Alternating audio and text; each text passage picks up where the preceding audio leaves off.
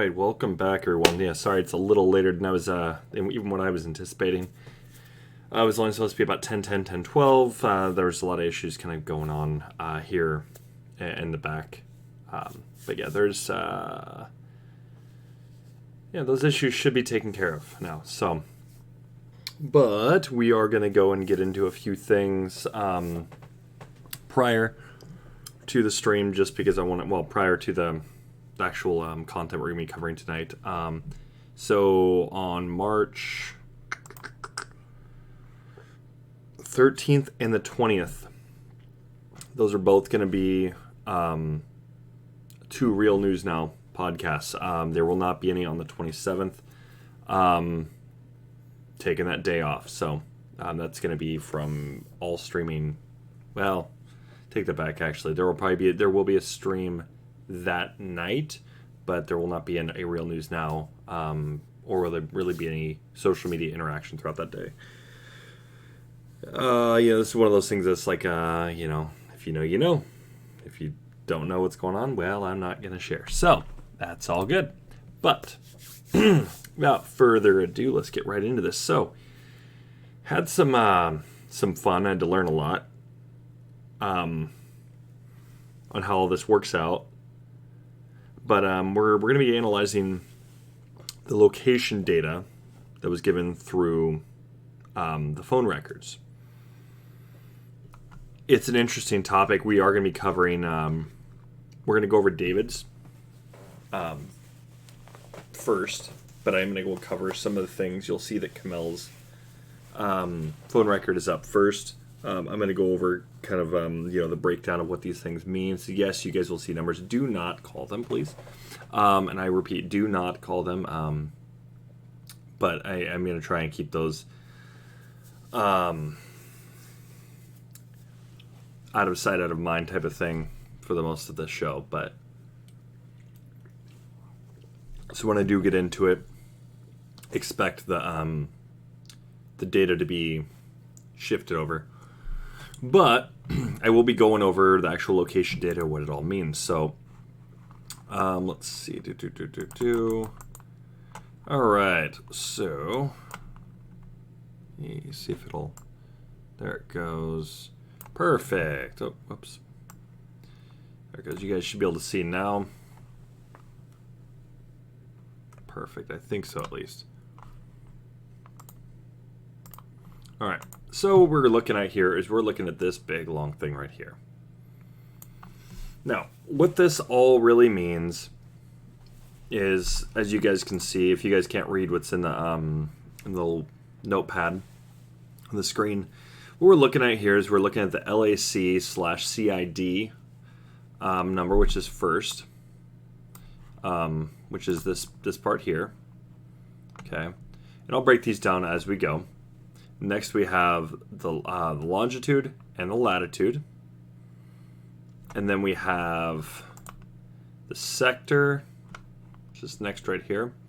And then we have the beam width. Okay. Now, none of that's probably going to make a whole lot of sense just looking at it. Like, okay, well, what is the sector? What is the beam width? Longitude, latitude, okay, that's like basic geography. All right, cool. So this is where they were at. Incorrect. This is where the cell tower is located. Now, a few things I want to notate here is we've got, it even tells you right here, cell location, right? But a lot of people think this is where Kamel and David were at. No. Where Kamel and David were at when they were, where their cell phone was at, it's going to basically be a general positioning. It's not going to be 100% accurate. Or, well, when I say 100% accurate, it means it's not going to triangulate perfectly. This is where they were, right? It's going to be a general area. We know which one they're going to be closest to, so which one they're going to be accessing. Now, there's a few things to notate here. You are going to see some things, for instance, like the one I'll be talking about here in a second on Kamel's.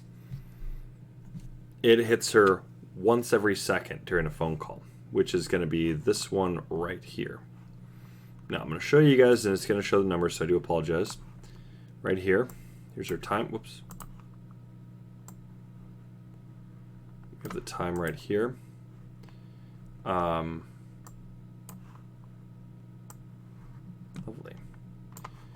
So you'll see this here, right?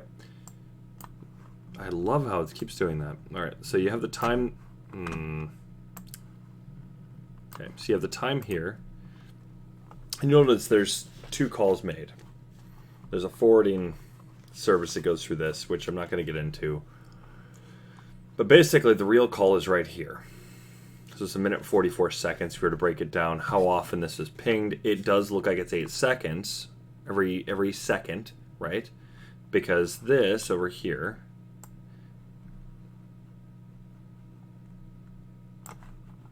there's 8 of them, right? 1, 2, 3, 4, 5, 6, 7, 8. Okay. However, that being said, we'd actually have to look at it's actually 104 seconds, and you have to divide it by 8. So at roughly about, I can't do the math in my head right now. We're looking at about every 18 seconds it was pinging. Now, you'll notice he's also changed. This happens. There's a few of these calls where it happens. Okay, they've got time in a specific area. Well, here's the thing. They're moving. Now, this is Kamel, so her cell phone is moving. All right, and it's hitting at a different angle. So she's roughly moving about 10 degrees, give or take, back and forth. There's slight change. You'll see that she differentiates where she's at.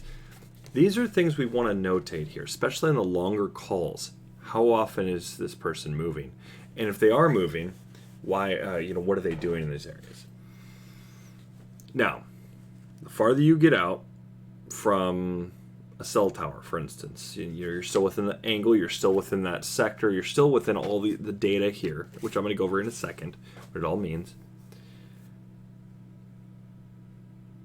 You moving ever so slightly is going to give up a larger percentage, right?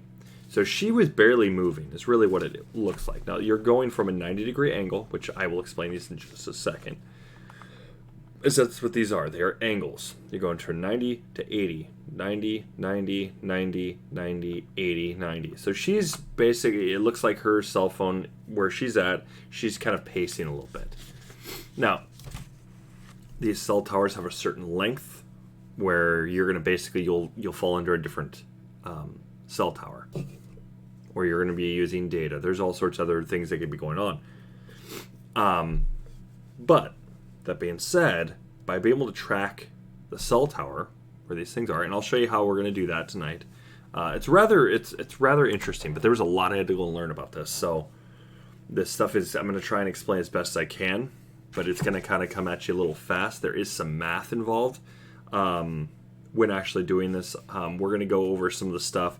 I've found a method that you won't have to go through really as much math, if any math at all. You're going to have to gauge some things.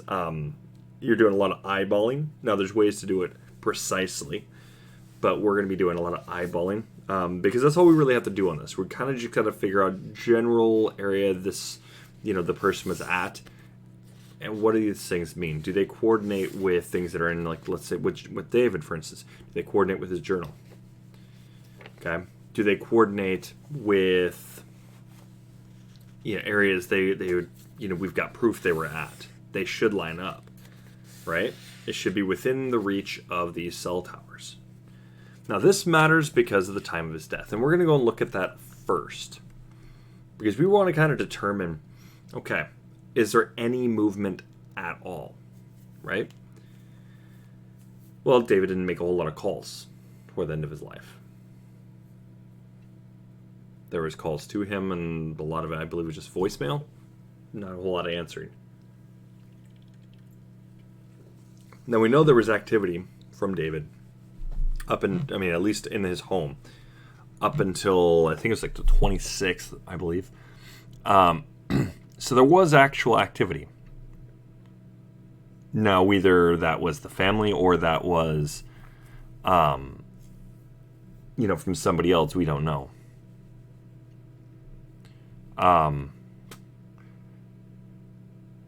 But we're going to be looking at that first and foremost. But I just really want to get these explanations out of the way. So for this entirety, I didn't see any 4G activity so far. And I've been going over this for hours today. You can ask my wife. She's quite annoyed with me on this. But so we're going to be going off primarily 3G. That type of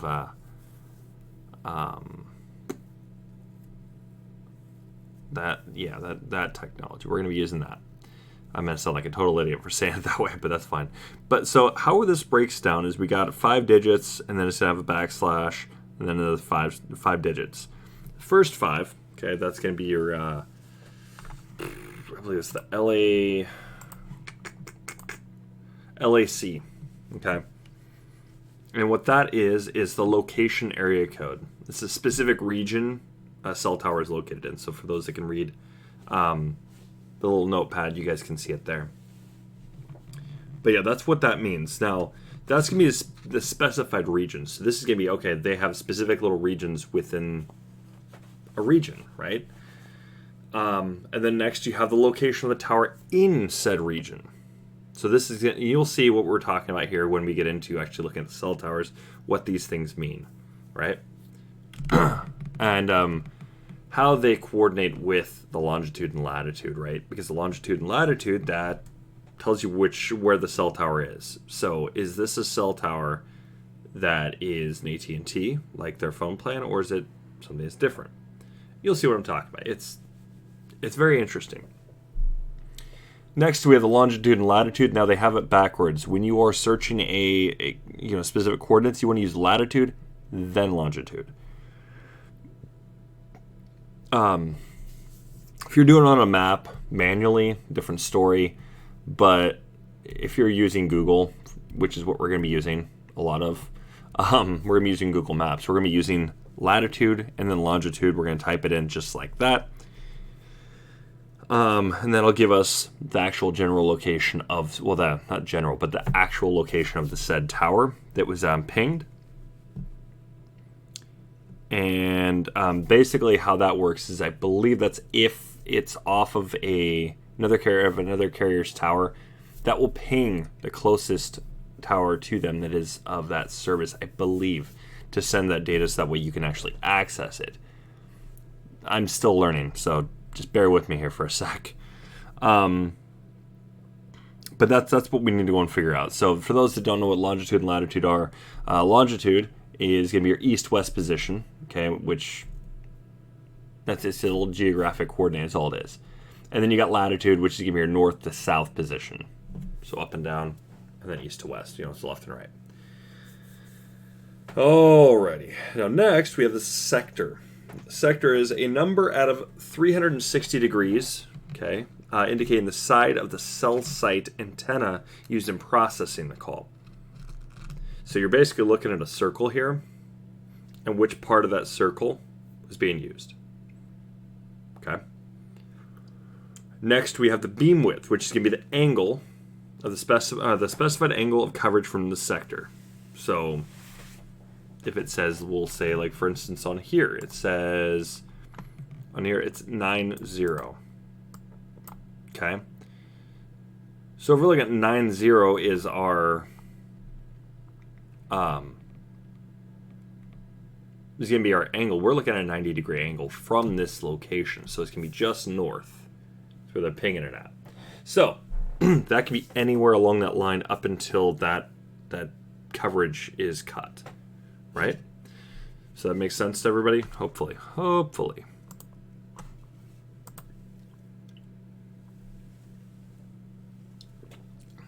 There's a lot of other data that does go into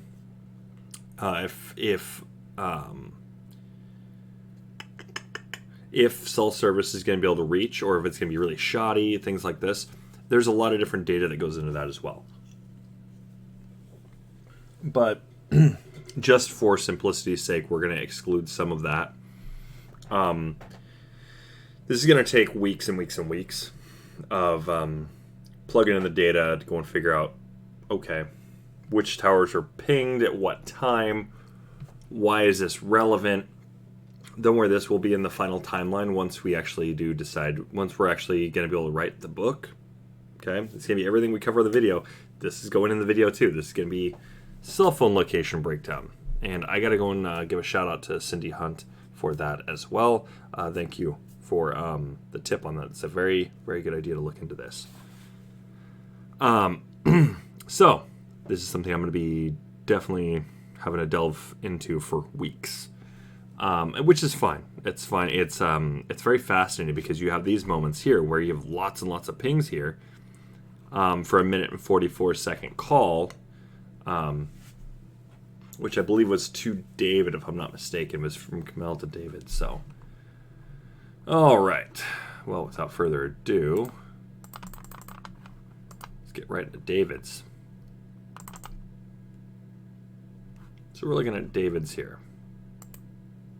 We want to go to the very end.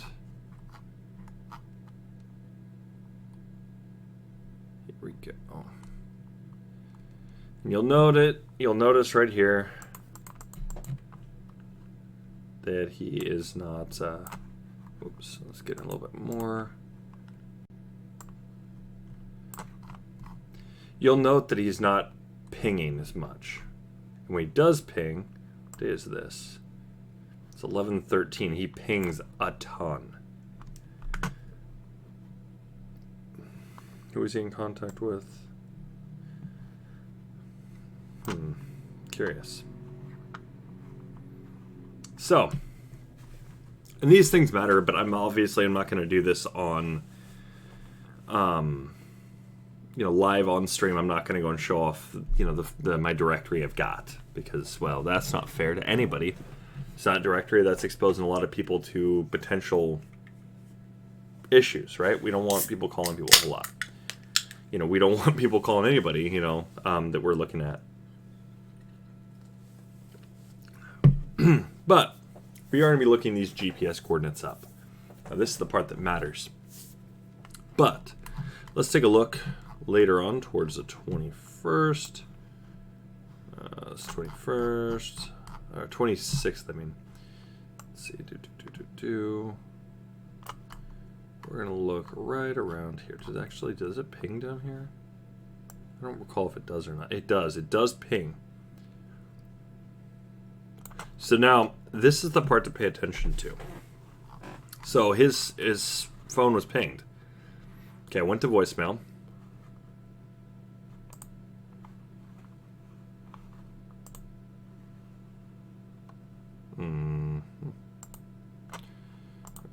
So, this appears to be the exact same cell tower and everything, how this is broken down. So let's take a look at what we're working with here. So, we can see who was called and who wasn't, and basically, do we know this person? Is this person in the directory or not? We can see when the phone call connected. We can see how long the length of time it was on it. Okay, and then we can also see who sent the call, like who made the call, and who received it. And then we're also going to be able to see is this 3G or 4G. We're going to have the cell tower location. You'll see this right here does not necessarily match this here, right? Here's the sector. Here's the beam width. The sector here is different than the sector here. This has got its own sectors here. Cell tower location. This meets this criteria here. That's going to meet this. And then when you look at the rest of the data, this right here, okay, that's this sector here. So, but that's what they have it labeled under, so we can see directly, okay, well, which tower is this pinging off of? Which site is this actually pinging off of? And so we know it's sector 6. So when we go, and that's when we go over on this website here. This is cellmapper.net. You guys can definitely just use this and go and take a look and see what's going on. But you're going to be able to take a look at all sorts of things, specific locations and all this. But this is Apple Valley right here. This one's bothering me. I don't know what's up with this blue dot here, but there's a blue dot right here, and I don't know what it is. I would say it's fine, but it's bothering me. But so when we're looking at that first one, what do we got here? We're looking at 32,505. That matches. So we got that. Then we need sector 6, which is going to be a 3976. What do we got here? Oh, yeah, okay. Whoopsies. That's for Kamel's. My apologies. Which is this one here. Sector 6 is that one. So, let's go all the way to the bottom. We're going to go down toward the end. And we're going to go ahead and take a look and see what the last phone records were. So we got, and this is going to be on the 1st and 3rd. So let's take a look at the 3rd first. That'd be 2:54 a.m.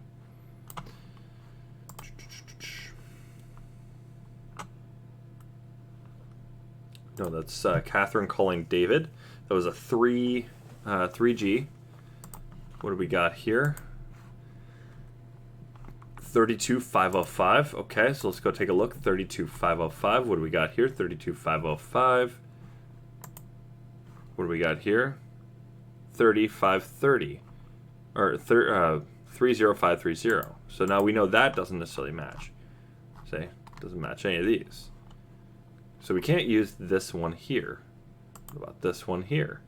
Falls into this category. Yeah, it's a bit high. So it can't be that one. What about this one? Yeah, that falls outside of it. 3505. Now which one do we have?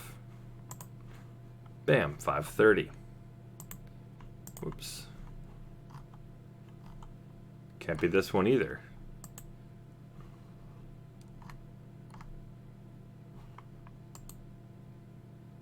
That's sector 7.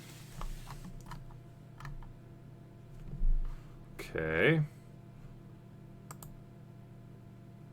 There we go. Nope, that's too high. It's too high. Too high. And I think this is too low.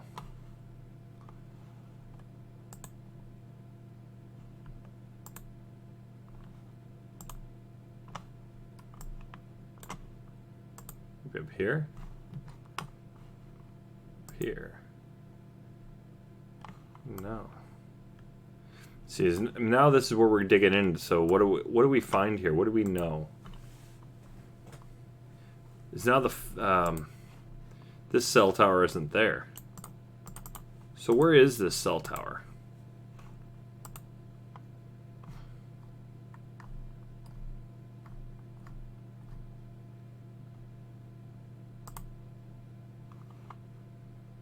Curious.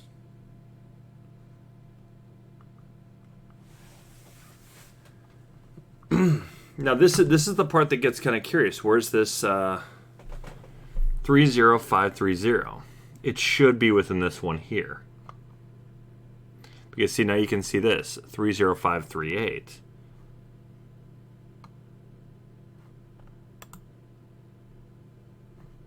This one 57.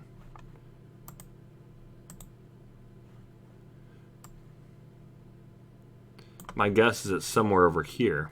If we're looking over here, I believe Ramsdell's over this way.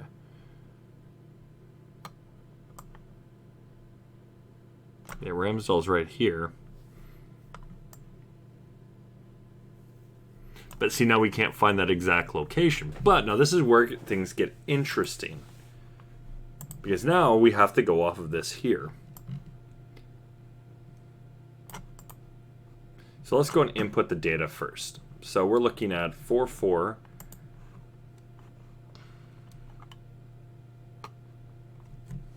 Oh yeah, whoops. 35 or 30. 32,505. And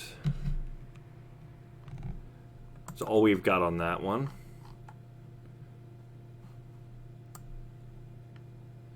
Latitude. So what do we got there? 44.8 3.703.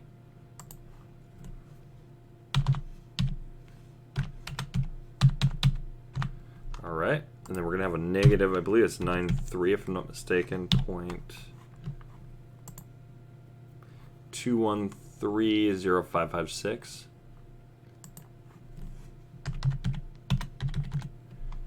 All right, what do we got going on here? This, I don't remember what this part was. It was sector and bandwidth, that's right. So sector 290, okay, and then 85. So this is out of 360 degrees. We're looking at the 290 degrees, and then there's an 85-degree angle.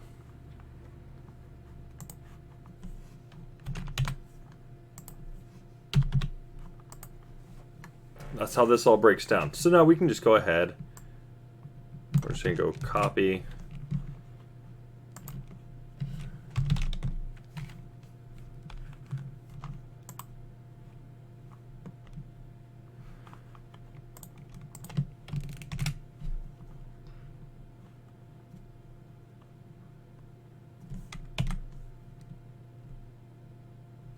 All right, so now we know this cell tower is over here. So what I like to do here, I like to throw it in satellite.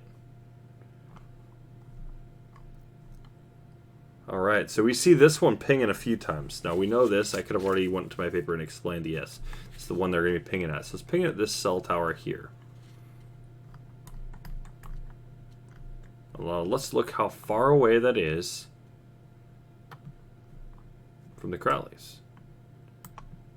The Crowleys, I believe, are up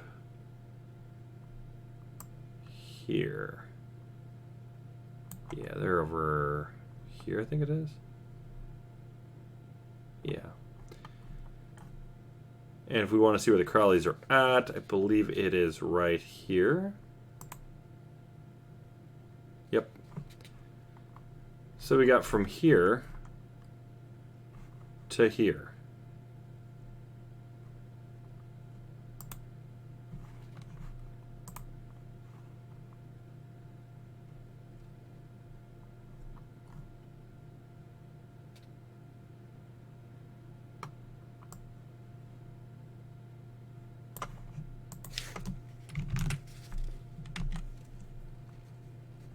So now you got roughly a 7-minute drive from there. So we're able to hit. This is 3.2 miles. They're able to ping right off here. So this is what's interesting here. Now, some might think, oh, this is kind of dumb. Why are we going covering this, right? Well, the thing is, when it comes down to this here, this data here, this is telling us that, okay, if they're over here, this area here, chances are they're going to be pinging off this one here. Now, if you were to go and look, this is where we need to draw. I don't remember how to do that on here.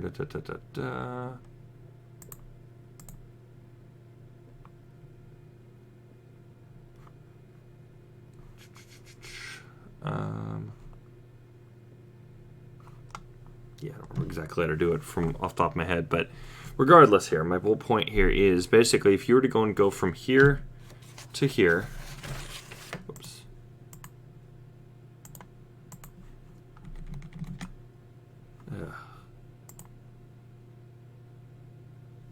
That's frustrating.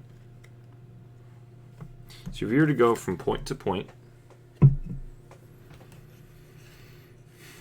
this would have to meet that 85-degree angle.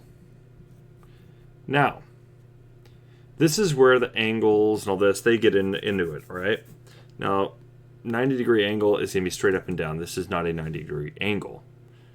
However, one might be wondering, okay, well, how is it determined to be a 90-degree angle? Well, the thing is, it's from that point on, so you'd have to look at the circle first. You'd have to go and look at what degree on that circle is this at. And we've got the data there, which we already know is 290 degrees. So 290 degrees on a circle.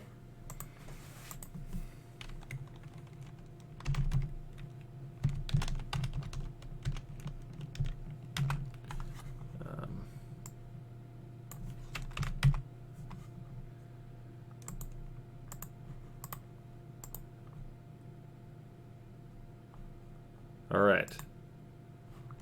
This is 290 degrees. Now, I don't remember the exact way they did this, but I believe it was this line here. 290 degrees is going to be something like right here. Bottom of the circle. You guys should be able to see that, right? Yep.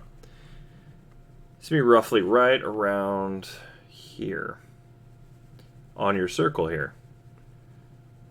So if it's pinging, is this pinging off the back or the front? And even then, it depends on how it's set up. Now, if you were to flip this, the 290 degrees, it's actually facing toward the Crowleys. Now we have an 85 degrees. We have to go from there, at which it varies. So you look at what 80 degrees is.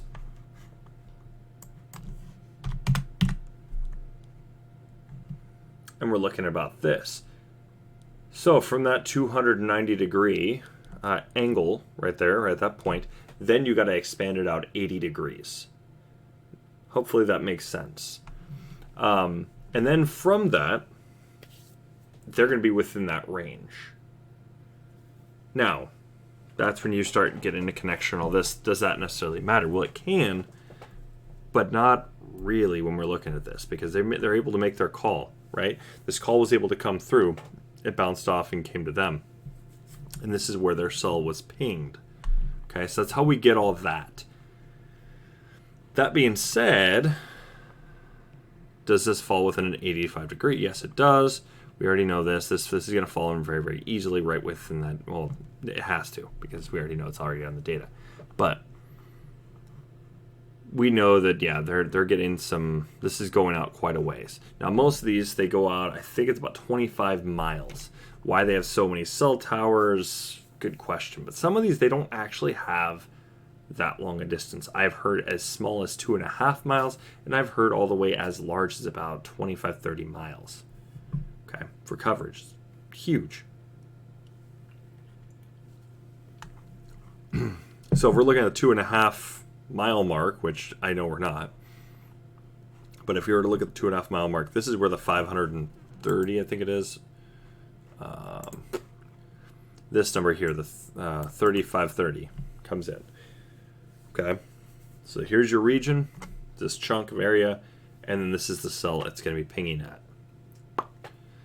And then we've got our exact location of said cell tower. Now we've got the sector on the cell tower. It's being pinged, and then the angle at which it's coming back out, or what it's shooting out.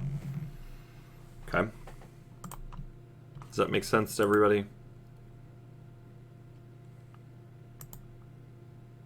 I could try and explain it a better way if somebody absolutely needs it, for sure. It's not a big deal.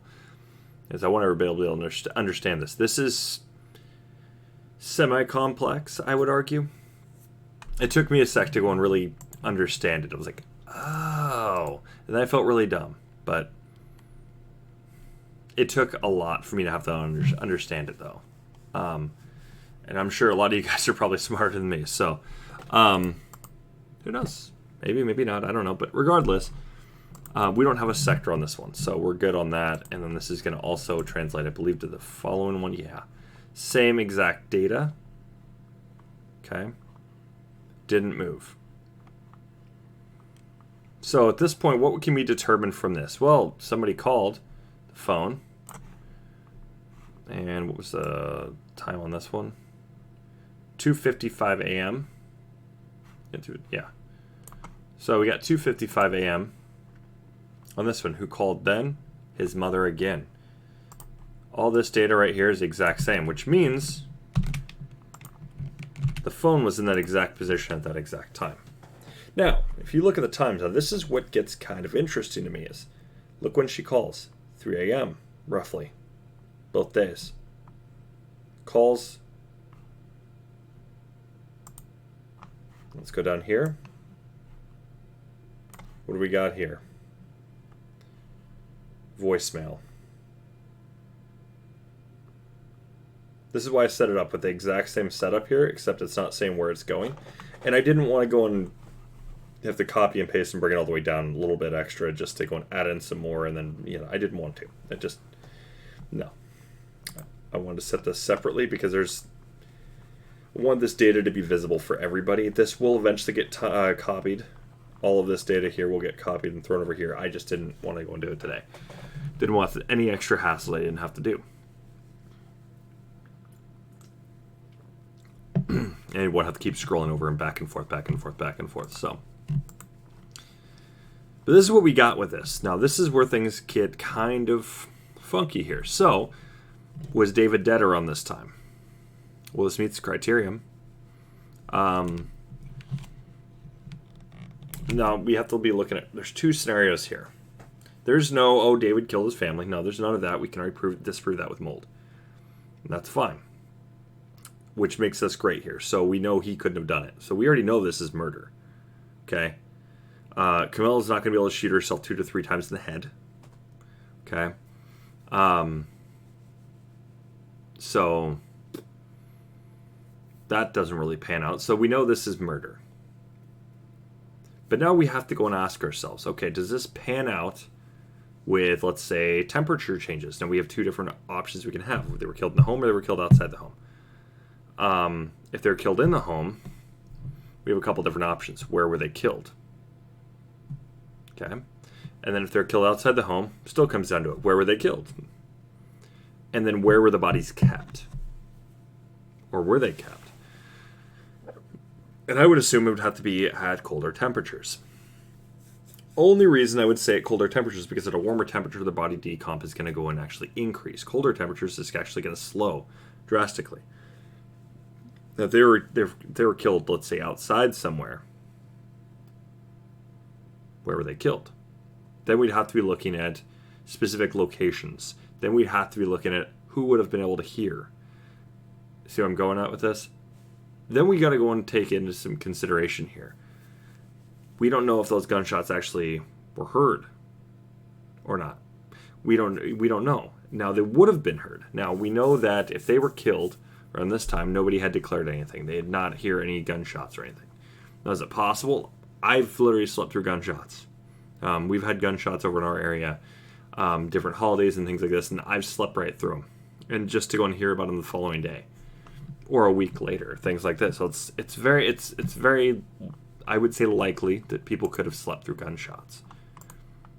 Close neighbors, like very, very close by, it decreases that the likelihood of that.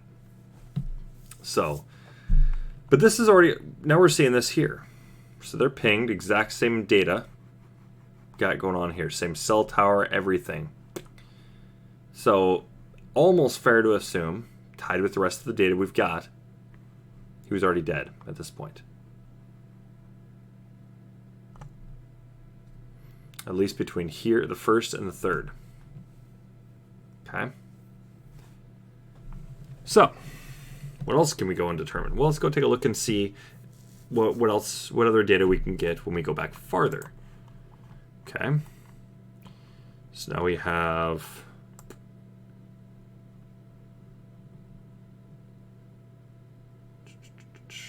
16th of December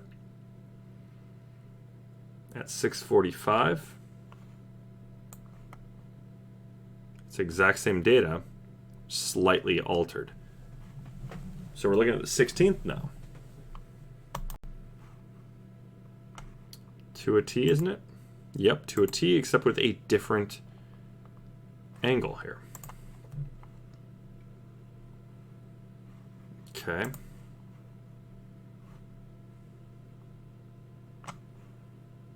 And what was it again? 6:45, or is it 6? It was 6:45. Yeah.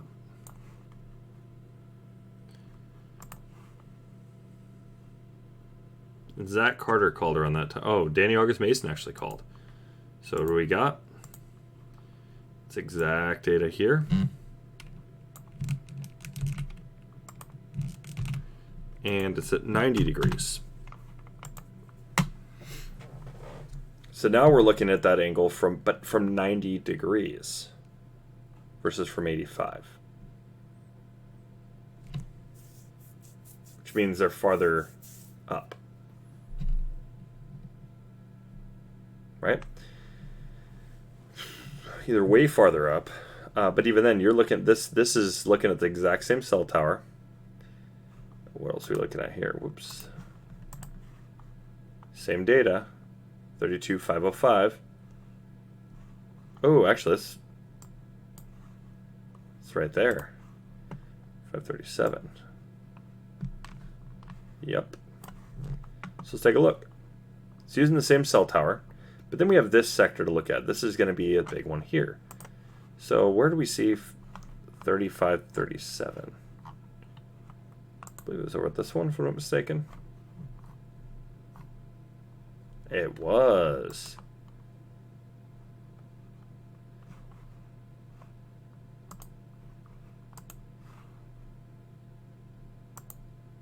It's 38.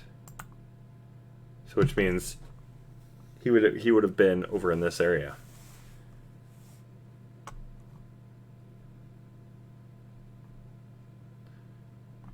Or at least getting the data from this area. He's farther north. So is this where he went to Smashburger? Well, let's take a look at the timeline here. I'll bring that up, just give me a couple seconds. Forgot to go do this earlier. And this is where, like I said, this is where things come full circle. You know, we got to be looking at things like this. This is going to come full circle. Why? Because, well, the timeline is going to be the key to getting this case solved. Absolutely going to be key. When everything is put together, then you see how the bigger picture looks.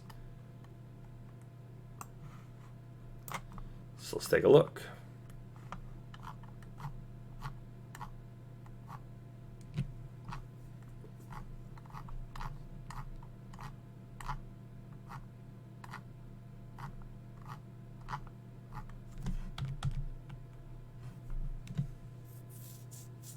David last talked to a friend on the phone on the 16th, right? Who did he talk to on the phone? Went straight to voicemail. When did you talk to a person on the phone?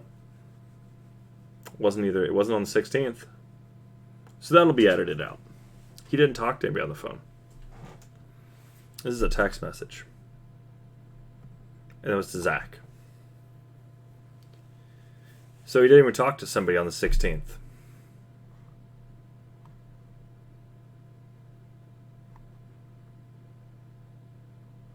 Kamel's phone was used to talk to Wells Fargo on the 15th. Okay. When does David speak to anybody? Did he talk to Catherine? Nope, that went to voicemail.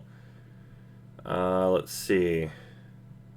Somebody used Kamel's phone, whether it be her or somebody else, to talk to Charter Communications on the 8th.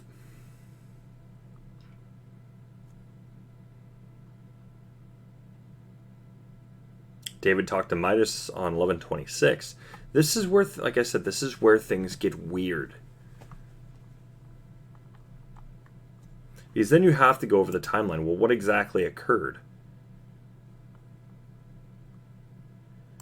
You got the 14th, Kamel responded.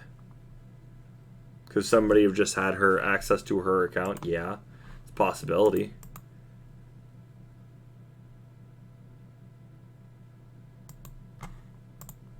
Or is it more than likely she was still alive around this time?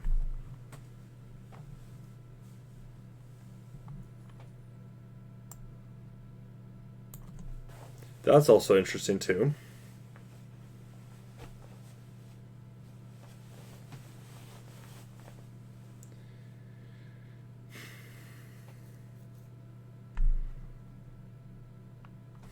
But see, this is where we're going to get the location, and this is where this is going to be kind of crucial, because what do these locations mean? Well, this means they were around their home at this time. So let's keep going. Let's keep digging through that. All right, so this one right here, same location as his home, but see, it's the 537 instead. Oh, yeah, I forgot to go and add that data. This is Sector 7. I believe this is on the 5th. Or wait, it would have to be on the 16th or the 11th. Let's take a look.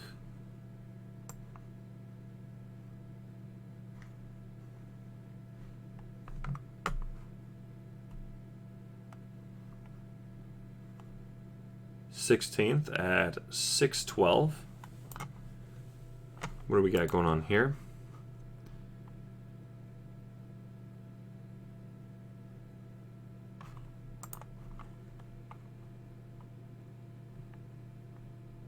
Did I seriously put 12th over 13th? I think I might have.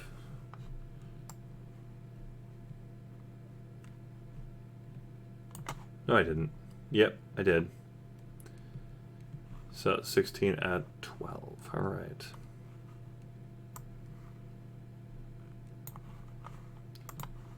Let me adjust that real quick.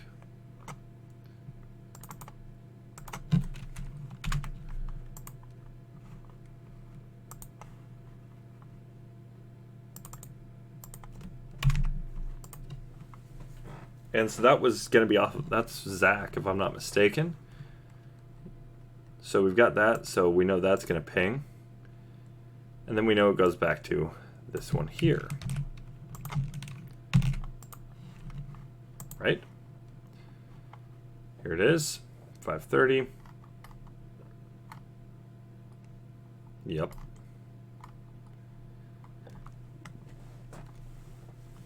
And it's back to 85. Okay. So could they have been killed then? Possibly. But they're pinging still around their home. Their cell phone, his cell phone was at least at home. Did David carry his cell phone everywhere? Well, I would assume so. With all the journal writing and all these other things he was doing, I would assume he probably kept a cell phone on him pretty much at all times. I think it's a fair assumption. All right. So, what do we got next on here? Now we have 11th at 3:50 p.m. All right. Same place. Yep, exact same place, at home.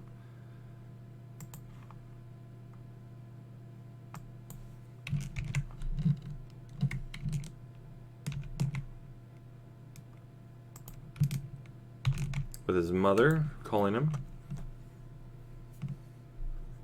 So this begs the question, was he at home?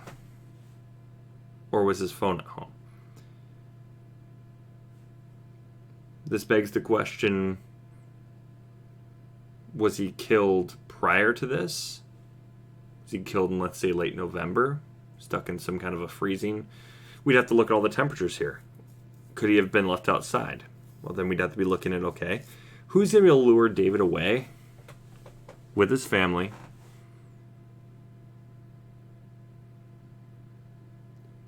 In comfortable positions. Who's going to be able to lure them away?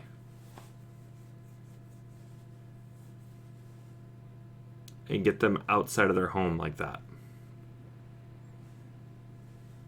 It would A, have to be somebody comfortable again. But B, David and Kamel wouldn't be needed. It would just be David. Now, we know that Kamel was killed first. And then Rania. Rania, then David, then Kamel. So I mean to say. So if that's the case, is it possible that maybe David went to go help somebody out and brought him home with him? Possibility. It's a lot of different scenarios, but either way, it would have had to have been if he's in his, if he's in comfortable clothes, he's either making a quick, like a quick run out of the home for something. Let's say he has to go get milk or he has to go get something. Well, we also see the condition of the home, how it was set up. This is dinner time, most likely. You look what's in the trash. There's hair dye and things like this in there. I mean, was Kamel dyeing her hair? It does appear that way. So she wasn't leaving. It would have had to have been David left the house. And would he bring Rania with him Well, then we'd have to ask ourselves, well, if Rania was outside the home, she wanted to come home that bad, then this would have had to have been, she would have had to have been someplace comfortable that David was comfortable enough being in his pajamas around. Or, kind of comfortable clothes like that. And then she was like, having to go late at night. Then we have to go look back on that one too. Then we've got the weird journal entry that goes into this too. Which is, I believe, if I'm not mistaken,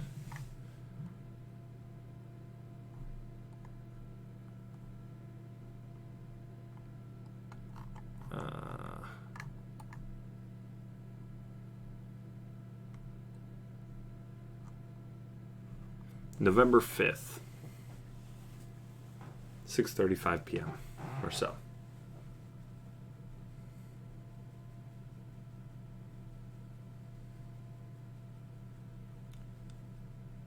That's kind of cryptic.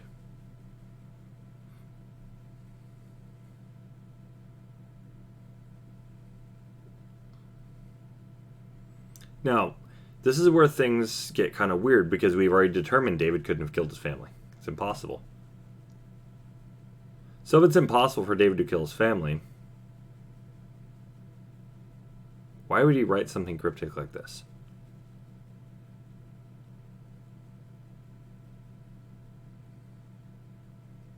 There has to be a reason. Especially because you look towards the end of his journal entries and he starts getting biblical. Starts going over time. Starts going and talking about the Garden of Gethsemane. Cast out of Eden. What does that mean? Who is Arcadan?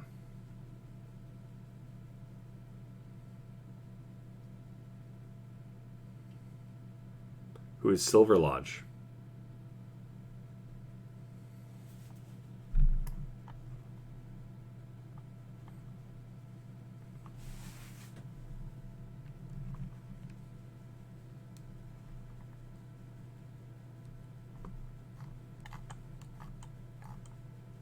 Now, we know that this was done.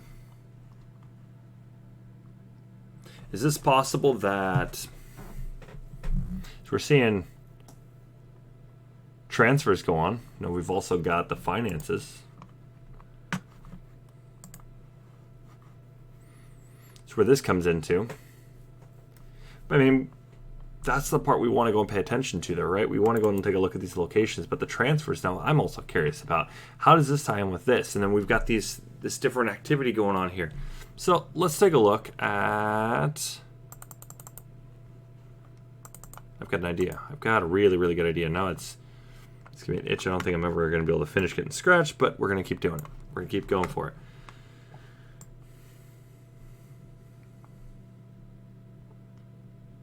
I believe these also have, yes they do, text messages also ping as well. Now here's the interesting part here. So we go on 12/24. He's still at home.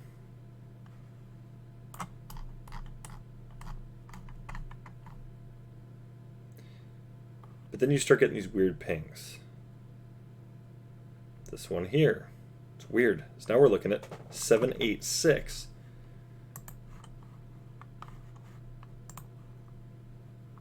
So if we're looking at 786, it's not this one.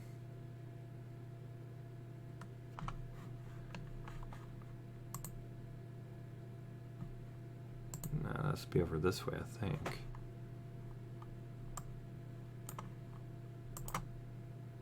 Yeah, here it is.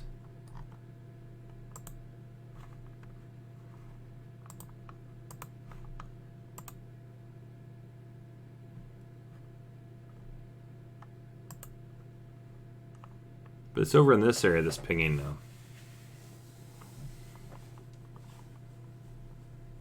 Now that's the weird part, is now we've got this area pinging. What's the date on that one?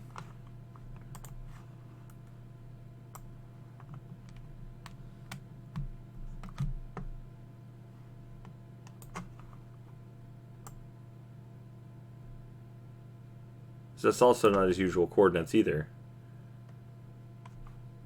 We're going to go and input this data here, but that's what I'm getting at here. This is the interesting part. You see this little bits like this. They're just like, what is this? 115. Why is this pinging differently?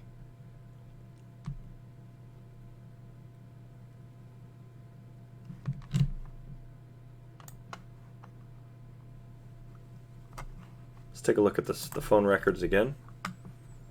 115.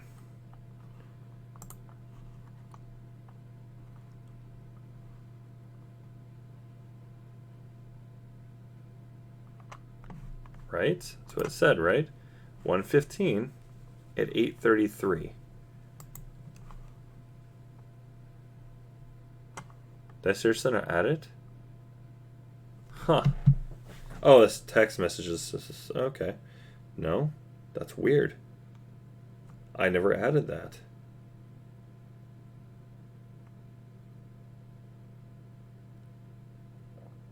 Interesting. How I missed it, I don't know.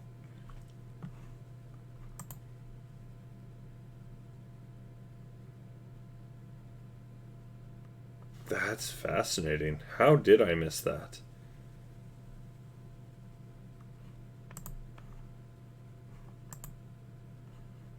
Oh, no, it's on the 15th of, wow, okay, that explains it.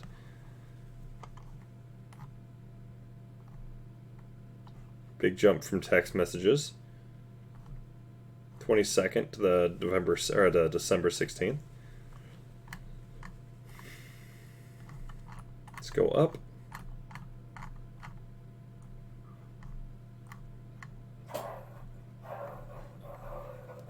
So when do we have this timeline? Let's see, 20th.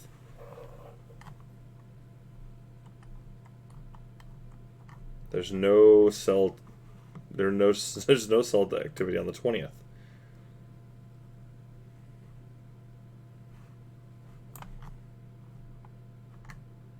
That's a jump too. That's 16 days. Just about.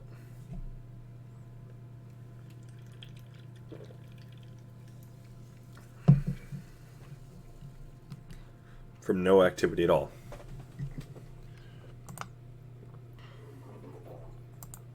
But we're supposed to believe that David, his family cared about him, right? His friends cared about him. That's 16 days without contact. They didn't want contact with him. I can tell you David really didn't want contact with his family, but his mom goes and does these breaks. This is why her story matters. She was one of the few people in the beginning that didn't believe David did it. It's impossible. There's no way Kamel would have wanted to do this, but if they did, it would have had to have been some kind of a pact. But she didn't believe that.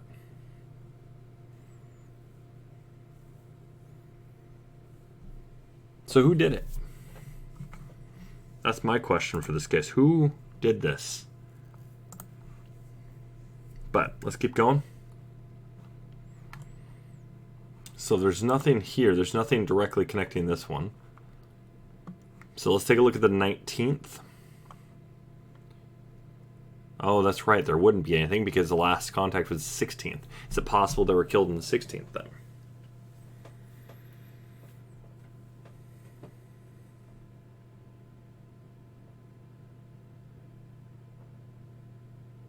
Do they have a big enough freezer to fit both Rania and David and Kamel into? No, they don't. Is there any place they can do some kind of a cold storage? Nope. So it makes zero sense for them to be in their condition.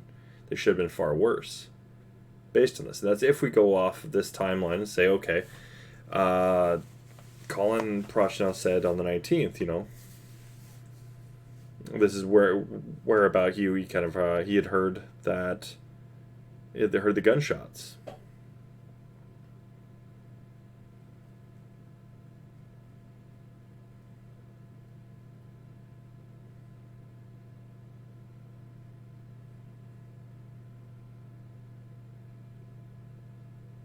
At 2 a.m. too.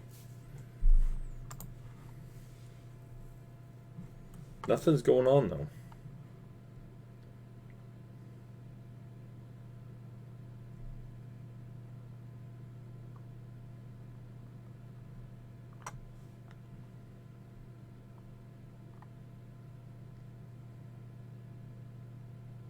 But see, we know that the last contact would have had to have been on the 25th. Or the 15th, I mean. Because of Kamel Crowley. That phone was used to talk to Wells Fargo for 25 and a half minutes, roughly.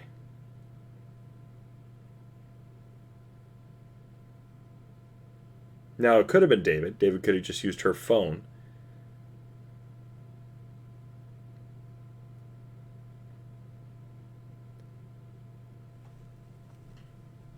But I doubt it. A lot of the times, the bank will want to confirm whose account it is.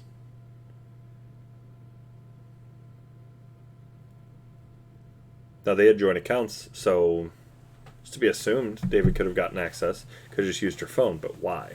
It's at 6:38 p.m. too, so it doesn't make much sense for that. It's not impossible, but it just doesn't make much sense. Let's keep going.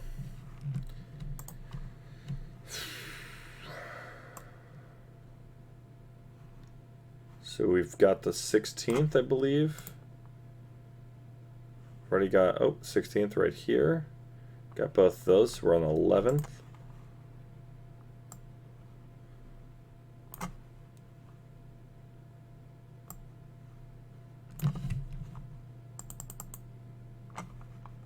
And then we got the 26th of November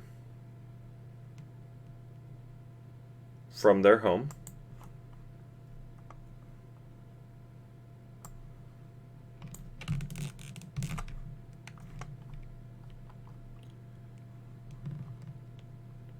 And that would be, I believe, when David called Midas, if I'm not mistaken.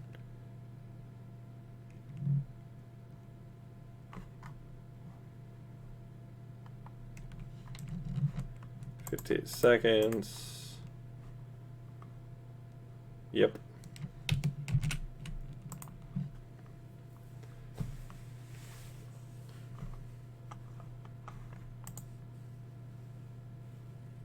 And then before that, then we have same thing at home on the 21st.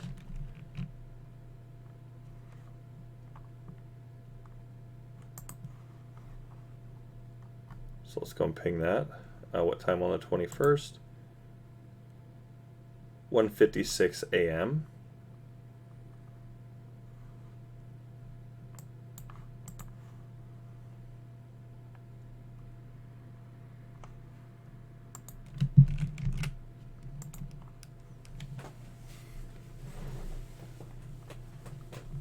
Okay, what do we have next? Then we have on the 20th at 11:49 p.m.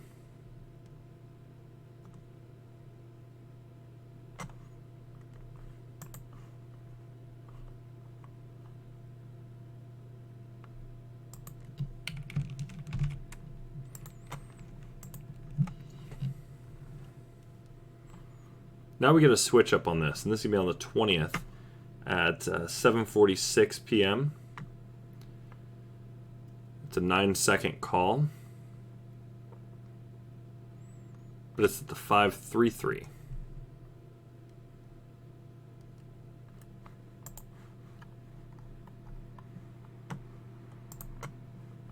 What time is it again? That's right, 7:46.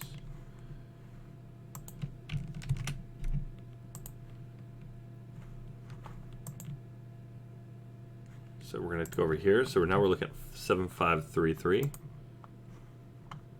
So now we're looking at this one again. This is pinging from this area, which is sector 3.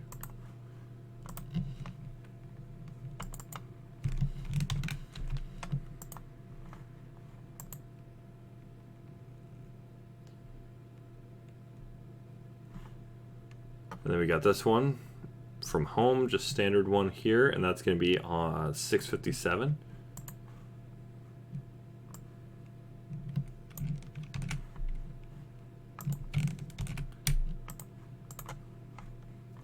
See, something is going on here because she's calling an awful lot. Catherine Crowley just spam calls. It's almost like every hour. Just bam.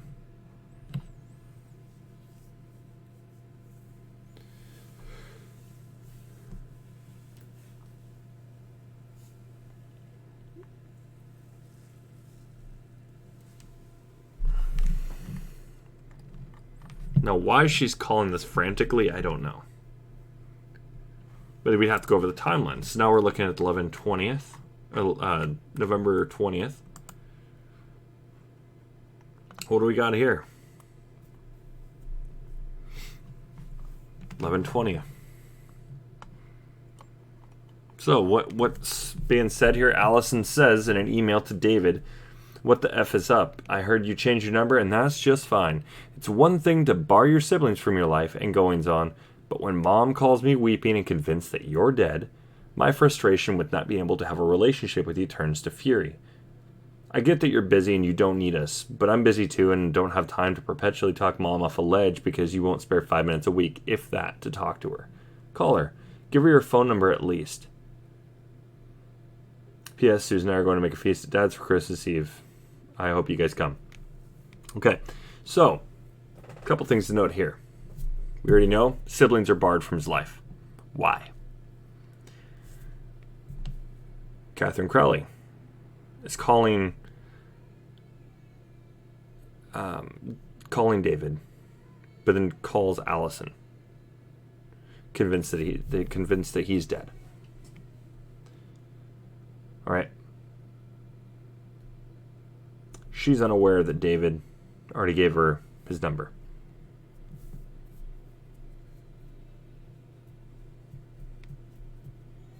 Okay. This is where we need to go and figure out, when did David send this to her? Because now we have to go and look at, did he actually contact Allison prior to getting his phone losing contact with, losing his old phone. These are things we'd get answers from the prior phone records now. Okay.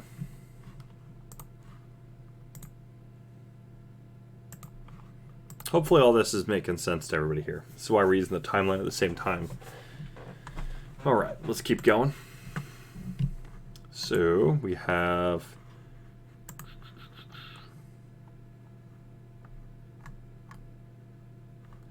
'20th, big old gap of no location.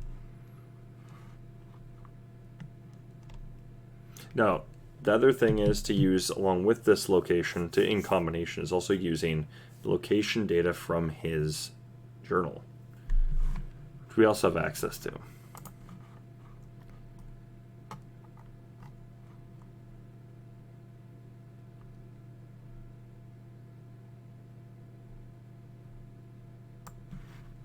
Let's take a look.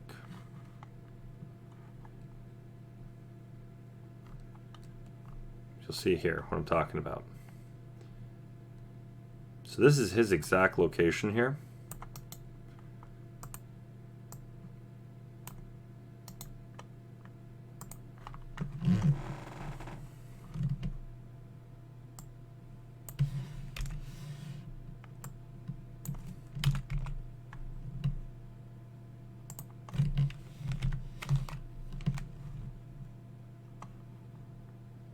Whoops. So that's his exact location of his home. Now this matters too. This location data is going to be showing a lot of different data here.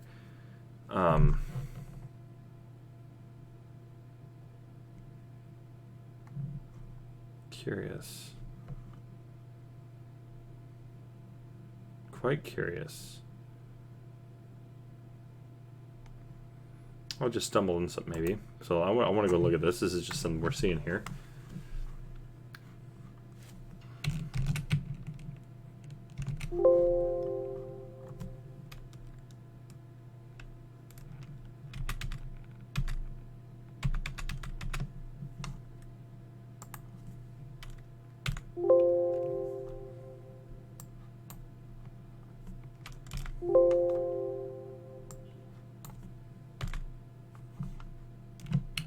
Yeah.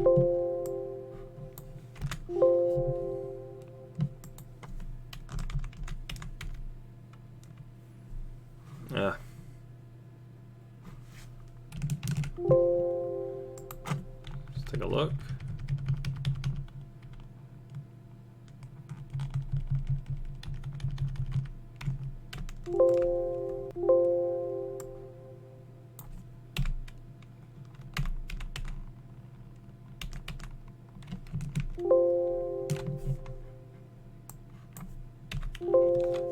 All right, let's keep going.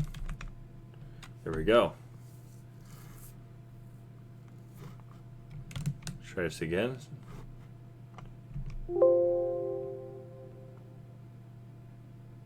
Doesn't match up. Curious. Just curious what that is now. But you can always do things, like I said, you can cross-reference a lot of things. You can look at what the weather was like around these times. You can, and that's the thing, we need to have this data when it comes to this. What was the weather like on this day? What was everything that was going on through this? So if we're able to put together a more comprehensive picture, Timeline's going to be able to do that. And that's what we need. All right, so let's continue going. So what else we got here? We're just going to go over just another one real quick.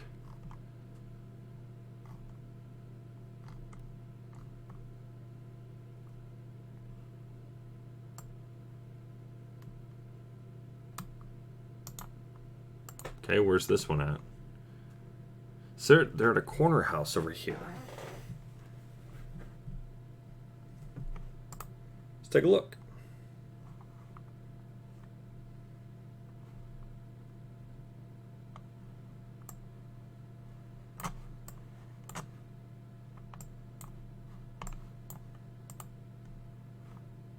They appear to be over in this house here. Whose house is here then?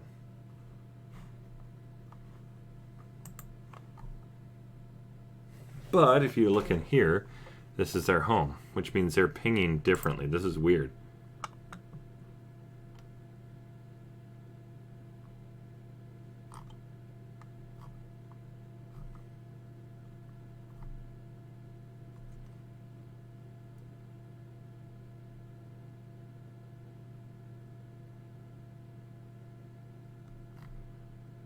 And then we can go take a look at all these. You can always zoom in on pictures here and you can find out where these were taken.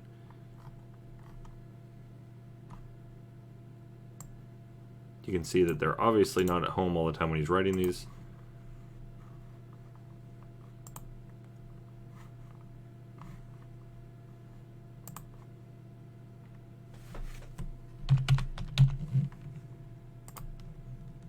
See directly where they're at, how far out they went. 31-minute drive, then we can find out who these people are. You can see how we do this. It says that the Andersons, we don't know who the Andersons are.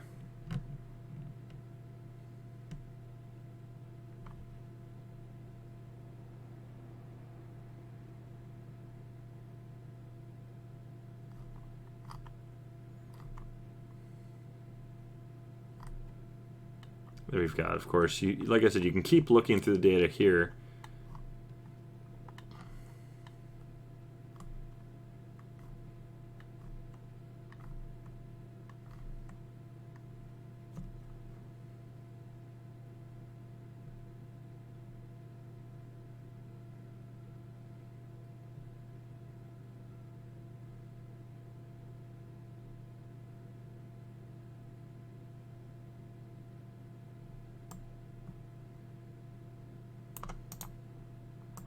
Take a look again. So they're just outside of from where their home is. How do we know? Because Smashburger. This is where they're at.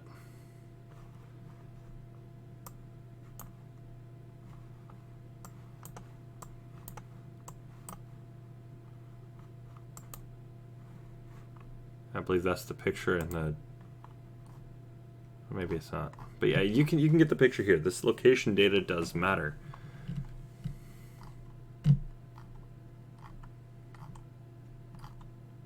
right?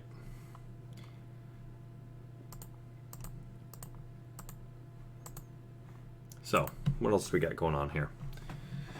But that all needs to be thrown in here too, so that way we can see, okay, where were they at? We can actually track things. Where was their phone being pinged? Where was the exact location they were at? Does this fall within this? You know, things like that. So we're going to be able to go and just trace these things.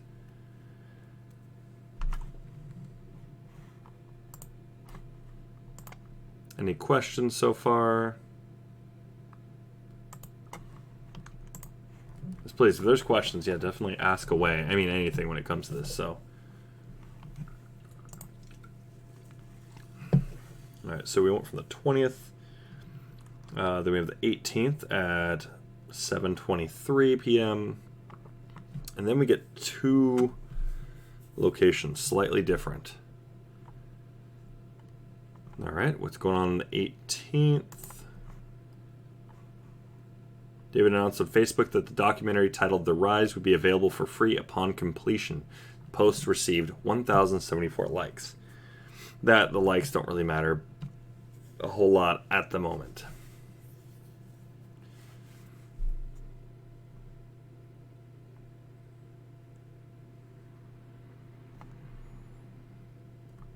This we can start cross-referencing some of the stuff in here too, which I need to do still. But let's do that right now. On the 20th.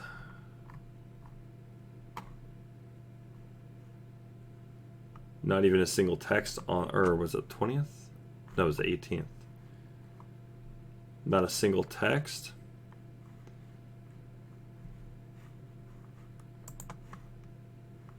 It was on the 20th. Okay, perfect. It was on the 20th, and there was not a single text. Therefore, if she sent her a text, if that's really what happened, right? Sidra texted Kamel, happy birthday. Sidra saw that Kamel read it but didn't respond. Okay, that coincides with the whole Apple, I believe, because I don't think, yeah, as Android, it doesn't have that never did. So, and she has an iPhone anyways, so both of them do. 20th, yeah. That's David's here. He's got the iPhone, she's got an iPhone. Okay, so that's interesting to say the least. But we gotta go mark that down. Where was it? 11:20.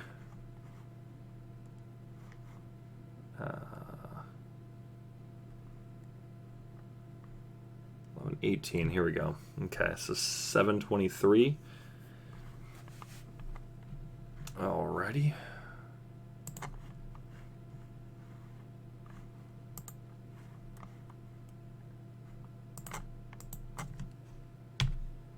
I don't remember what the number was exactly. 32514.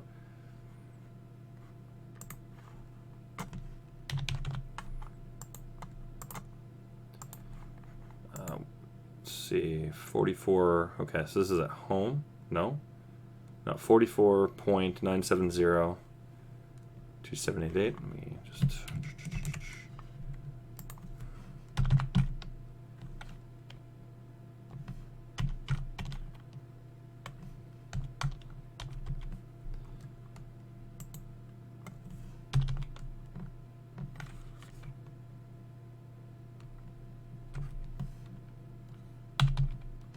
Weird. No.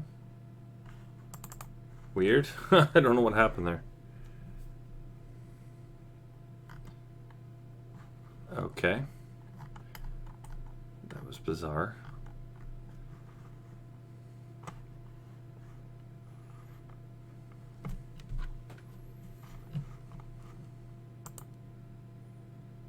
Nine 702-778.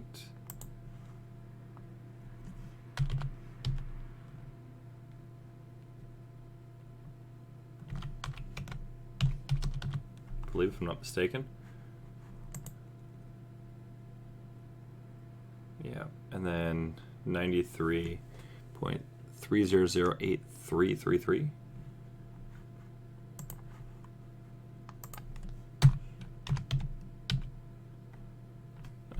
forgot it.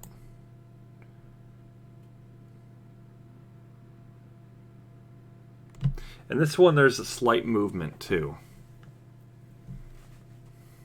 Which, once again, we're going to look this up in a second. Yeah, screw it. I'm just going to do it this way. Copy. All right.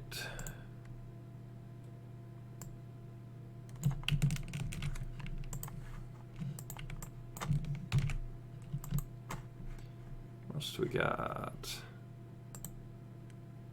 330 and then 65 degrees.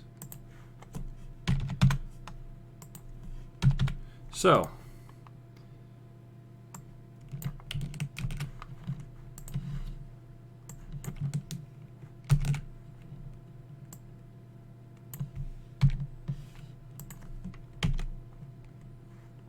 all right, where's this one?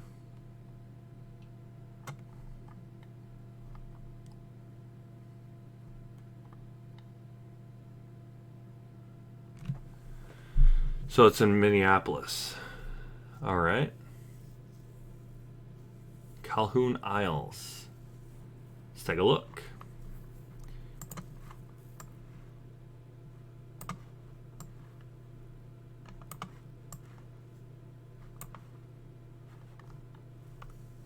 Minneapolis should be. Yep.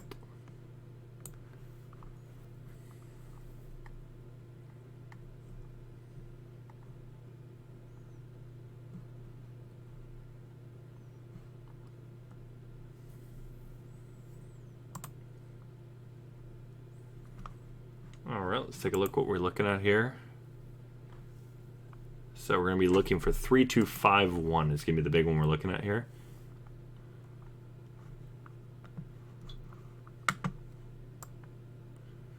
Because that's where we're pinging.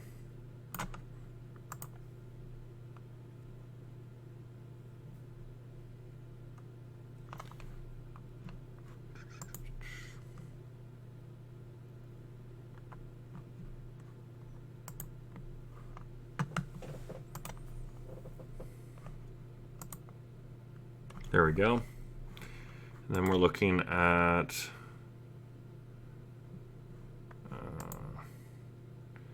10607. So probably no.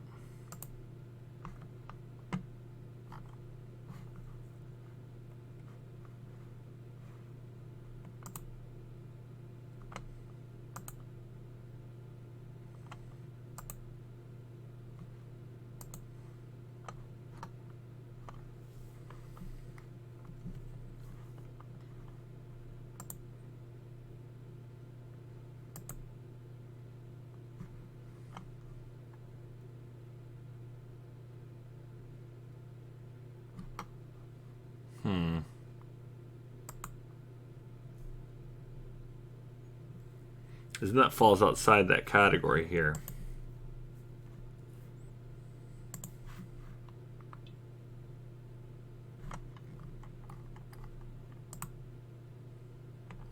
This will meet those criteria. I'm up here.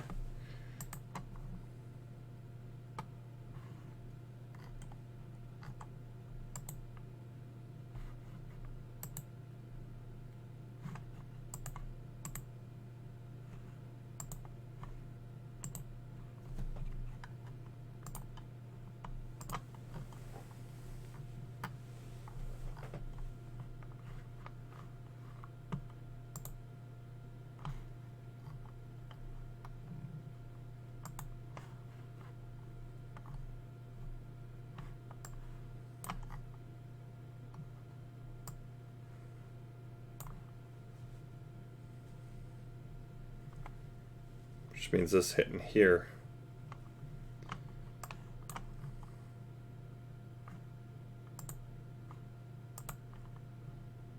Okay, so it's hitting this one, but then it's hitting here and then it's routing out differently, so that's interesting. Curious.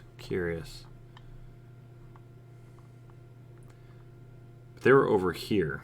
which means there's a tower here and it's hitting this one, or hitting over in this area. It's interesting how it's working that way. Is this one, if I'm not mistaken? Yep. So they're over in this area here. Curious. But it's actually over here is where this is at. Where the, I believe if I'm not mistaken.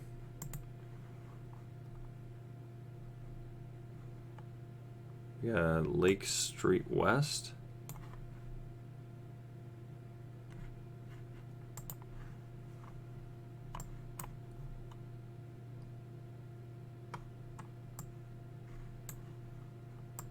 Oh.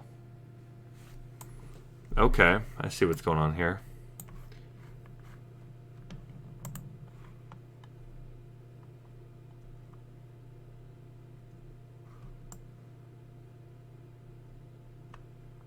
Okay, never mind. So there's this here.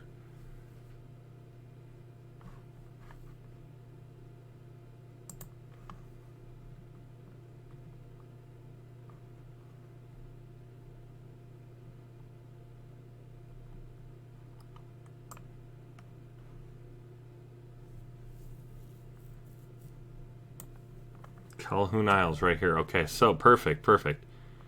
They're right on top of it.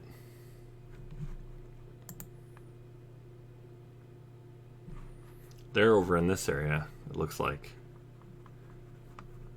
Interesting, okay. So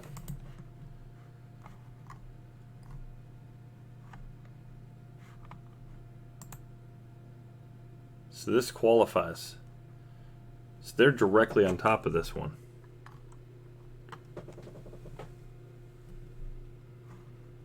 But it hits with this one. Curious. And then here's the thing. See, he's in a phone call.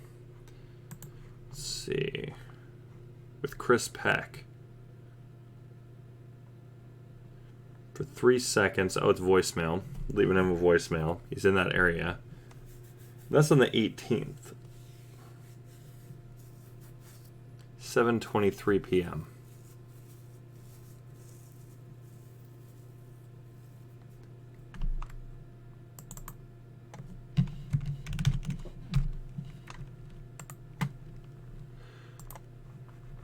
Okay. So, here's his voicemail where he left a message probably for Chris Peck. Probably for some weed. Be my guess. Hello. So if he's up there for some weed, that's probably what's going on here. So we can... Alright, that can be pretty much deduced. Okay. But he also adjusts to the 967. So let's take a look at 967. Is it the same? 32515. Well, let's go and take a look here.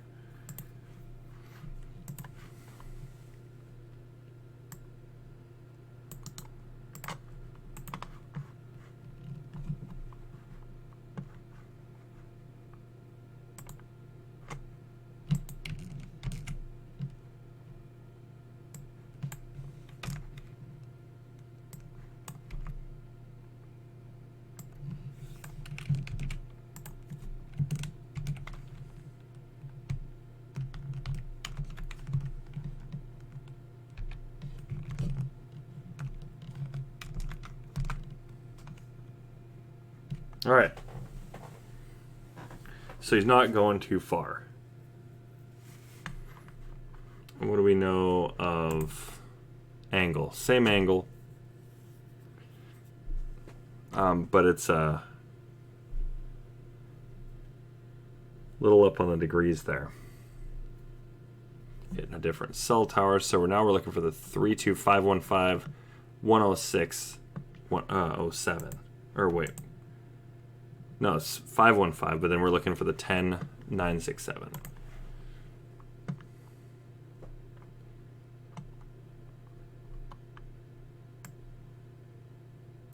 So it's probably from here.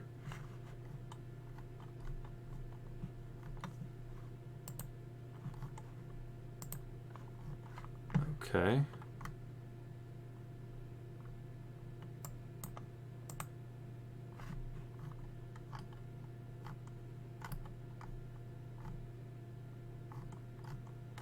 That doesn't line up.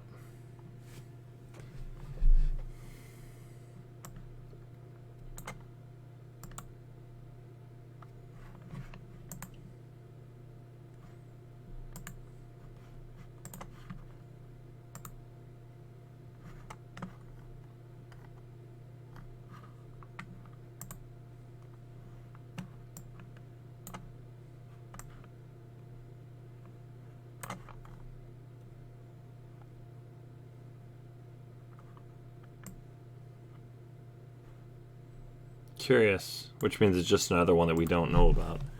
They don't have the data on here.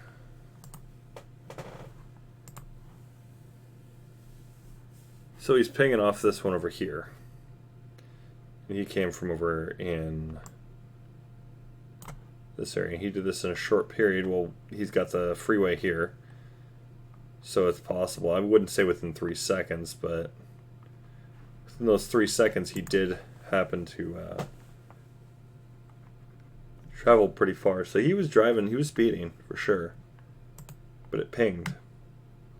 So he was probably going pretty freaking quick. Probably already on the freeway. Possibly on his way to his home.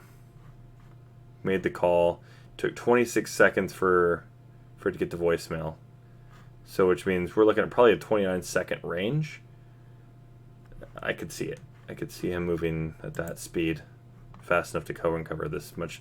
And we can calculate things out, but I don't think this is crucial for, oh, was David dead at this time? No, he was definitely alive.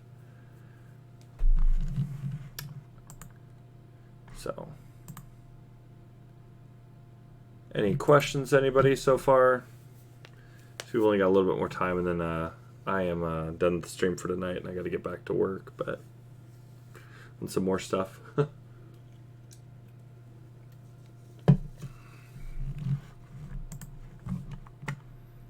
Okay, let's keep going then. So from the 18th, we now have the 13th we got to take a look at. So we know he was traveling here. The 13th, it was at 1:36 p.m. Was not voicemail, I don't think. 25th, let's take a look. Or 13th. No voicemails. So 1:36, David or Kamel to David. All right.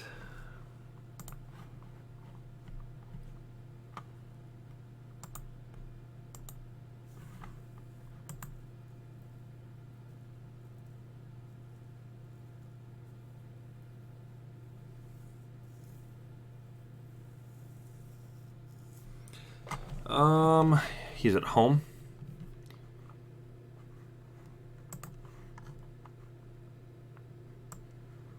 How do we know this? We've already got the data for it, so it's pretty easy to go and deduce. Bam. What else do we got data for? Ooh, big one. 4 minutes 47 seconds. And he's at home. He's pacing. It appears to be, at least.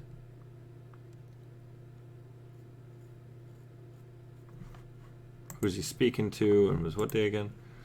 13th at 1:22. Speaking to USAA. We're just going to mark that there as he's at home. He's just pacing.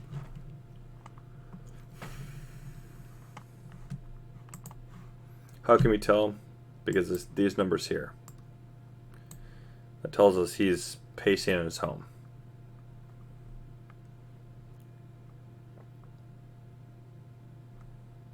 This is curious right here because then you got the 351,177. So let's take a look. Just go and take a look, see real quick where that could be at.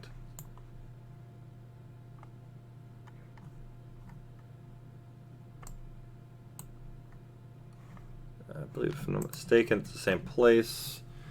32505, and then 35177.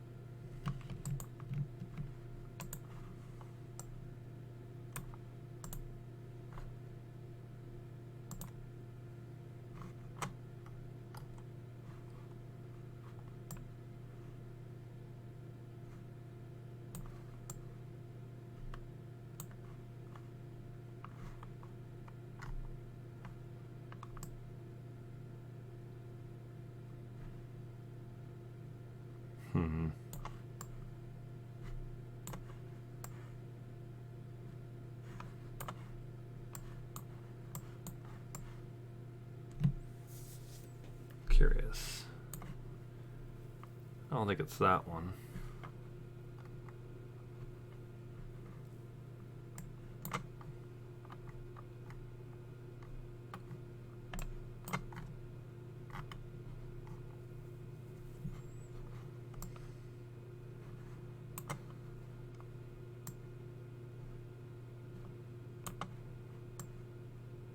Curious, where the hell would this be?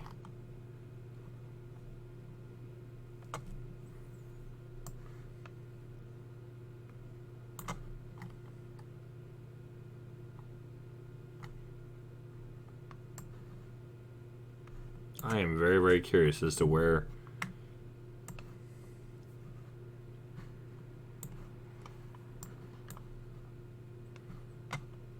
Let's take a look here, maybe. Nope.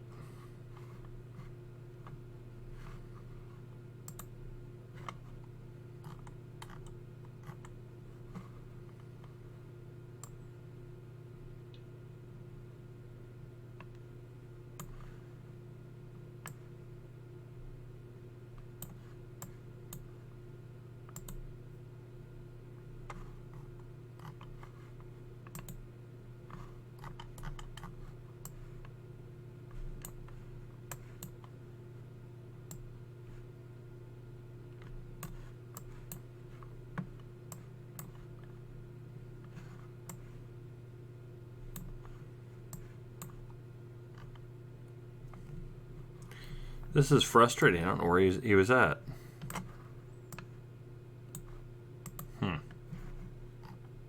No.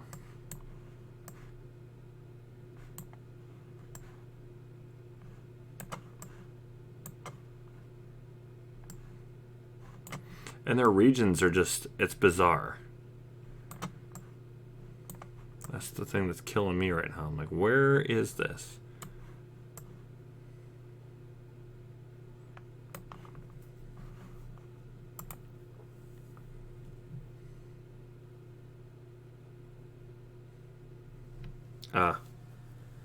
Twoku?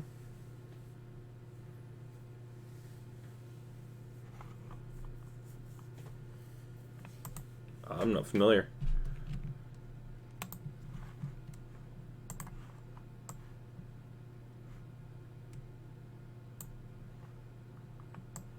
I'm going to chalk this up to it's probably just one of these sectors I don't know. But we'll go ahead and we're going to write it down.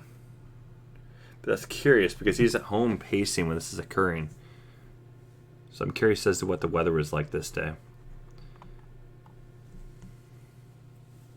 So you have the 537, 3134, which that's going to be sector 5. Is basically what you're seeing here is it'll be like 3134 and then it'll have 5. That's going to be your sector. Sector within the sector. Like for instance, we'll check this out. It says 1514, right? Will that be in this area? Probably. Oh, it's 515. Well, either way. And what do we got going on here? 1514. Take a look at this. 1514. Sector 6, Sector 7, 514, Sector 5, Sector 6, Sector 7. See what I mean? No matter what, you're going to have these 4. I'm curious as to what these bands mean. It's my next thing to go and learn. But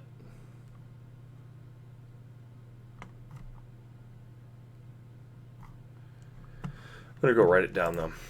So we've got 32505 is what we've got. And I'm just gonna chalk this up to he was at home. That's what was going on. And what day is that? That's on the 13th.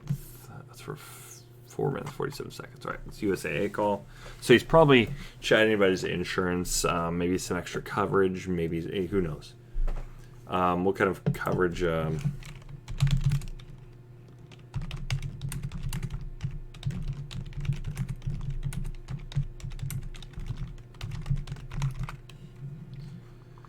believe it's just auto insurance. Oh, auto, life, health, and property insurance quotes.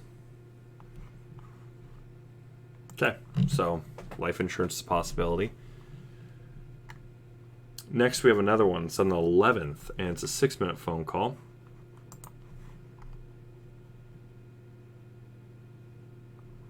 And it's to Data Tech Lab. Whoever that is. And where is he at? Appears to be at home. Pacing. He's definitely moving. Now the thing is, when they're still, you can tell they're still. When they're not still and they're moving throughout their home, they could be moving outside. They could be doing things. It could be mixed connection from the basement. So maybe he's within range. And this is very well could be what's going on. He's within, let's say he's down in the basement. It could be where the window's at, right? Where's the connection able to get in? And if you were to look at the basement, he's got some basement windows. So that would be my guess why there's a big difference here. And why he's getting pinged. So this could be like more of a kind of a poor connection. I know when I lived lived at home with my parents before getting married, having kids, all this, connection was down there, down in the basement, which is absolutely awful. So it's one of those things. It's certain cell coverages just didn't offer very good coverage in my basement. So could that have been the case here? That's what I'm thinking is going on here. So if he's pacing at home, he's probably in the basement. Okay. And this is also at 9:52 p.m. So all things considered here, 9:52 p.m., talking Data Tech Lab. Who is Data Tech Lab? Don't know, but we're going to go along and just go on. He's at home for that one, as we can already deduce that based on just all the pings. Where is it coming from?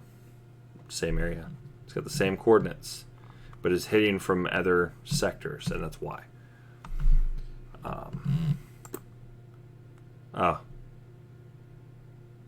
no, that's fair. It's all good. It's all good. I totally understand that. Let's see. So we got the 11th, and that's at 8:54 p.m. And who knows? Let's take a look at this one. Oops.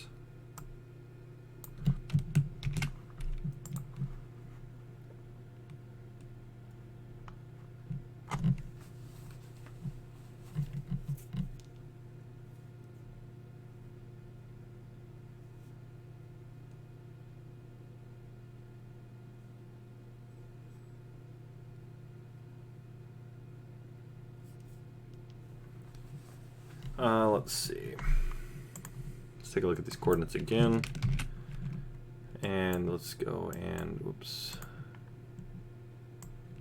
Get these out.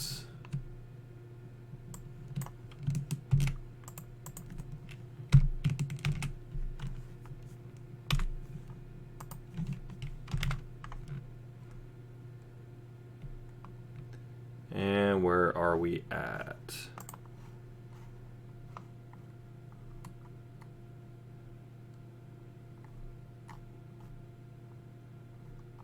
Burnsville Fire Department. All right, so this is where the cell phone tower is at.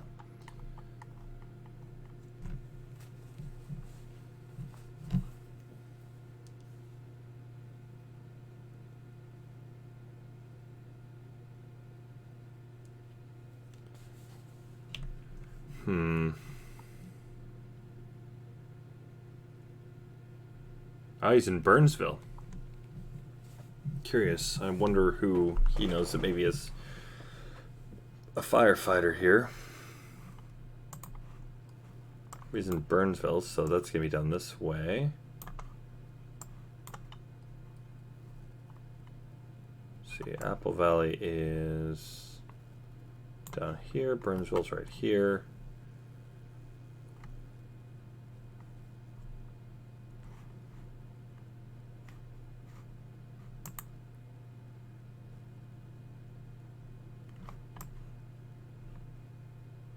Okay. So 35W is where that's at. Here's 35W. What do we got over here?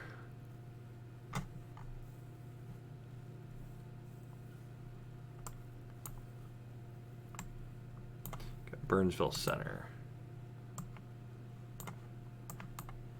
Yep, right over here.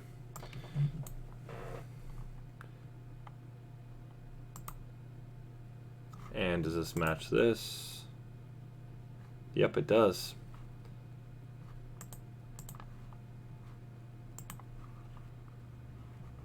We got 32505, and then what do we hit here?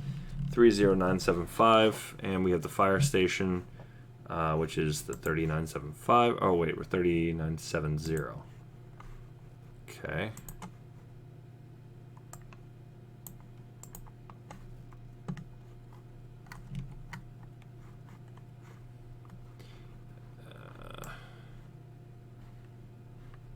But the exact coordinates are over here, which means the cell tower is being pinged over here. So this is triangulated. Chances are he's probably right over in this area here, but why? It's a good question. Could it be Home Depot?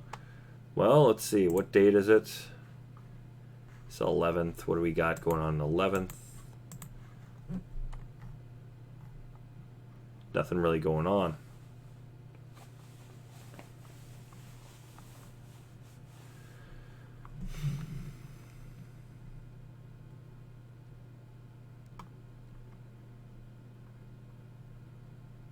Curious.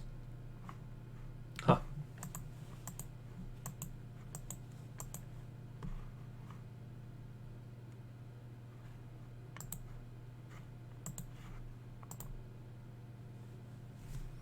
But so we got 4 tonight. So hopefully you guys got a little insight on this and why it could be, why it's going to be important. We're going to be able to go and ping directly where David was at specific times. We're going to be able to do the same to Kamel. We're going to go and do this to David while he was also on his trip. We're going to do this all the way from what we've got with the old phone numbers. We get all that filled out. Then we're going to get all this data filled out and go from there. And then once it's all complete, this will all just go into the phone number timeline. And then we're going to be able to see individual call times, why this is important, when said people came into his life and how often they called. How often they did talk, right? Because it's going to show their relationship. So we're going to see a lot of different things. Where David went, which cell phone towers he was pinged at, what his exact location was marked in his journal. All this will line up to see. You're going to be able to see the bigger picture. Of course, no problem. Promised you I'd go and talk about this. It's an important one because I don't think a lot of people really even looked at this a whole lot. So this definitely shines a big light on all sorts of things here. So, but thank you guys for tuning in. We'll be back next weekend, so next Saturday. We'll be talking more about Phil Schneider. I'm going to go over my findings, what I continued to find last night. Rather interesting. And then on Sunday, we're going to go and cover more of this data. And so expect the next, probably 3 to 4 weekends worth at night. This is going to be what we're going to be covering pretty extensively. And yes, I do know we need to get back on the JFK case, take a look at that again, to really analyze those documents. I'm actually going through as we speak, and actually, well, not as we speak, rather, but I am looking through the documents and actually pulling out the ones that are actually very, very critical for looking at that case. So, without further ado, we're gonna get going, and you guys have a wonderful rest of your night.